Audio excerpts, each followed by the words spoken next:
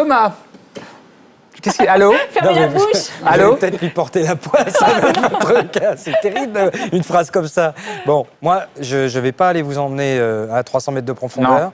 Mais quand même, on a parlé beaucoup de robots. On en a vu des pratiques. L'aspirateur, c'est fait. Hein. Ne nous revendez pas Bon, l'aspirateur. ça, bah, je ne vous l'ai pas Non, je l'ai vendu. acheté. Vous avez vu, voilà, il n'y a même pas besoin, il se vend tout seul. Alors Philippe, je sais que vous êtes particulièrement sensible à Très. cette attention. Je vous ai réservé une avant-première mondiale. Ni plus ni moins, hein. Bon, je me suis dit qu'il fallait ça. Voici un livre qui s'appelle La Belle L'Histoire du Prince de mots tordus. C'est un best-seller de la littérature enfantine. Il est équipé de la petite puce RFID. Alors regardez, la petite puce, on l'a glissée tout simplement à l'intérieur du livre. Votre enfant rentre, tac, tac, tac, il est 4h30. Il va présenter gentiment son livre devant son petit lapin, là, comme ça. Voilà.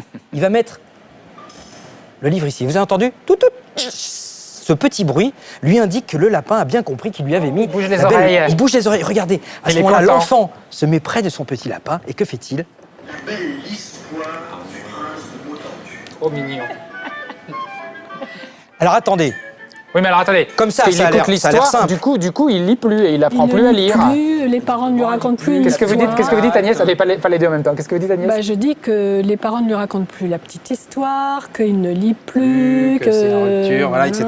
Tout à fait. Et, non, mais c'est vrai. Ne soyez pas déprimé, Thomas. Non, mais- ça va bien se non, passer. Mais non, elle a entièrement raison. Pourquoi? Parce qu'évidemment, ces technologies, comme toutes les technologies, elles sont complémentaires. Je vous ai dit, il rentre vers 4h30, 5h. Ça ne vous empêche pas, vous, ensuite, de lui raconter l'histoire traditionnelle avant d'aller se bien coucher. sûr, bien Il faut faire les deux. Il faut qu'il y ait Oui, mais parfois, le parent l'histoire. est un peu paresseux et il se dit Exactement. l'histoire, autant le confier au lapin. Après, vous savez, vous pouvez vous inventer une technologie merveilleuse, elle peut avoir une bonne utilisation, une mauvaise. Mais attendez, c'est pas fini.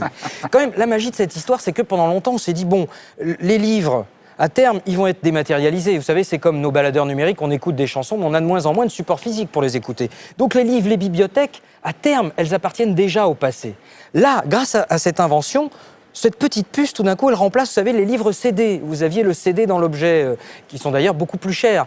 Donc vous avez la possibilité d'avoir un livre qui va vous parler, qui est beaucoup moins cher, et surtout, vous avez l'objet livre qui va tout d'un coup retrouver Moi, je une pense utilité. aux aveugles. Eh oui.